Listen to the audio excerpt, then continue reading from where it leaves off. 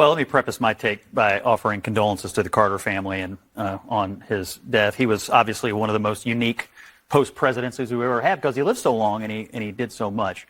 That having been said, he was a terrible president. That's why he lost in a landslide after his one term. And if it's possible, I think he was even a worse ex-president. Scott Jennings is a guy I first ran into in 2002. He is the sniveling little shite that you would think he would be. He was Mitch McConnell's piss boy who basically followed Mitch McConnell around with a bucket and said, do you need to urinate? McConnell wasn't quite at turtle level then, but I'd say he was 80% turtle. But every evil thing McConnell did, this guy was at his side because he was with him before he was majority leader. Turned the filibuster into a weapon that blocked everything when it had been used. Mitch McConnell in the first term he was majority leader used the filibuster more than it had been used in the entire history of the country. Scott Jennings was right there to make that happen. Mitch McConnell joined George W. Bush on purging U.S. attorneys that were, sound familiar? Everything Republicans do just gets a little worse every time, or much worse every time they get in office. You may remember the attorney scandal. Well, they wanted to purge attorneys they didn't think were loyal. They wanted attorneys, federal attorneys that would go after Democrats. Scott Jennings is caught on emails, emailing members of the Justice Department about that. Why he didn't go to prison? Yeah, he corrupted the General Services Administration. He's been this corrupt little douchey lapdog for the right forever. And then the only moment of honesty in this person's life, he's now completely rebuked on January 6th, when he said it was awful and horrible and Trump was to blame and that we should impeach him immediately and we should remove him. I'm sure that maybe McConnell was thinking that way that day and then calmed down because he's just a mouthpiece for McConnell. And they have him on like he's some objective commentator, as if he doesn't talk to Mitch McConnell, get paid by right-wing clients at his PR firm. He is, again, the oligarch state, the billionaire state. Them against us. He's part of them. He works for, he's got the biggest public relations firm in Kentucky. He works for all these right-wing ridiculous interests who pay him money. And then CNN says, sure, I'm sure that's a guy who all these guys pay him. And Mitch McConnell is he's Mitch McConnell's little biatch, but I'm sure he's going to give us an honest accounting of things. And he's defended the indefensible. I don't know why nobody's ever pulled out that op-ed from January 6th, but they have. So, his most recent one, where numerous Democrats tore him a new one, was defending Pete Hegseth.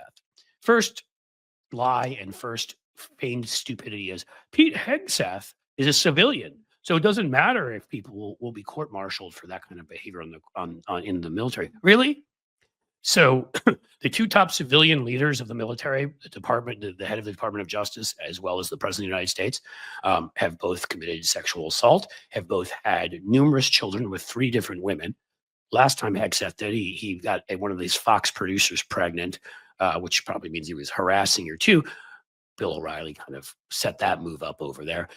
While he was cheating on his wife. So much so that his mother wrote him a letter saying he was an awful, sick, evil human being and that she still somehow loved him, but she could not believe the way he treated women.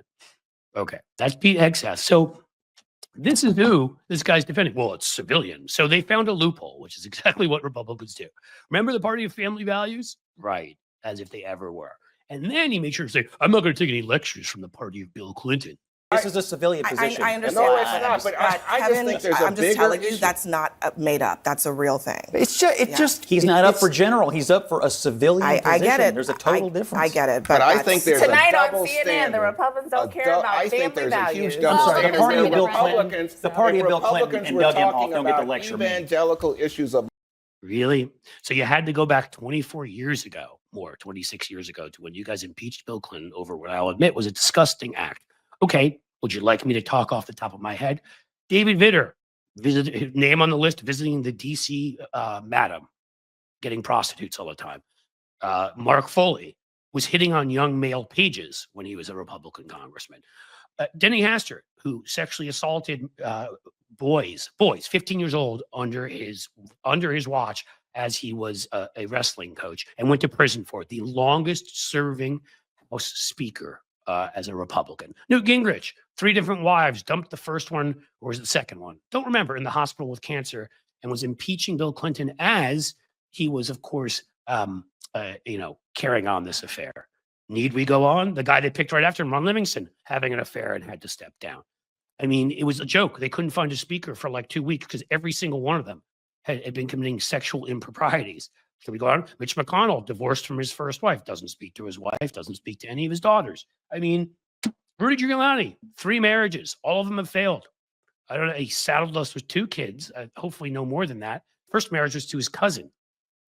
Yeah, that's some serious Godfather 3 kind of crap. Did I miss it? I mean, again, I'm just giving you the worst ones. You go on forever with this list of Republicans, and there's plenty of them where this has happened more recently, as in the last couple of years. And I mean, pretty much every nominee Trump has. And you're going to pull out Bill Clinton. You guys have been the party of literally of sexual assault, sexual harassment, of lying about who you are while you're having gay sex, which, by the way, the second part, awesome, go for it. But the lying part was also, you were using that to then try to pass things to attack Democrats, like my friend here. Where is it? Big Legs McGee there, Larry Craig, who was trying to pass a marriage amendment while he was tap dancing like Fred Astaire in a Minneapolis bathroom. I mean, it goes on and on and on. The Democratic Party conducted itself today in a terrible fashion. Tim Kaine, in his line of questioning, sounded like a sex pervert. He as sounded he went like he on and wanted on and someone on. who It was wanted to know if terrible. he was and so all these cheated issues on you his all were wife. raising, why didn't Tim Kaine spend 8 minutes on that instead of spending 8 minutes dumpster diving with his stupid opposition research dump? It was atrocious. You have a harder time finding a Republican that hasn't gotten divorced, hasn't cheated on their wife, hasn't been having an extramarital affair, hasn't had children with somebody other than their wife, or with their wife and somebody other than their wife, who hasn't been with multiple men. I mean, this is just who they are. They preach one thing, they do something else. So shut up, Scott Jennings. And again, the man you worked for divorced his first wife and then never spoke to her, and then never spoke to his daughters. That's a real paragon of family values. I bet you run your family like that, huh, Scott? I'm sure he does run it, and that my guess is his wife is probably not allowed to speak unless spoken to. So that's this scumbag, okay? And he's on CNN, and he's trying to use Bill Clinton and trying to use this is a civilian position as if leadership doesn't matter. When the military looks up to you and they see what the combination of what Pete Hegseth, who I wanted to share that image I have him in his Teddy Roosevelt t-shirt, which I found. When they see what he's done and they see what Donald Trump has done, multiple women, 6 women between them, I think about between them, something like 10, 12 kids, throwing Elon Musk for that matter. He's got 12 kids. He can't even keep track of them, but he's supposedly going to keep track of government finances. Okay. And that's how they defend Pete Hegseth, because they're so desperate they have to go to that level. It's pathetic, really. And if you've seen Scott Jennings, I mean, come on, guys.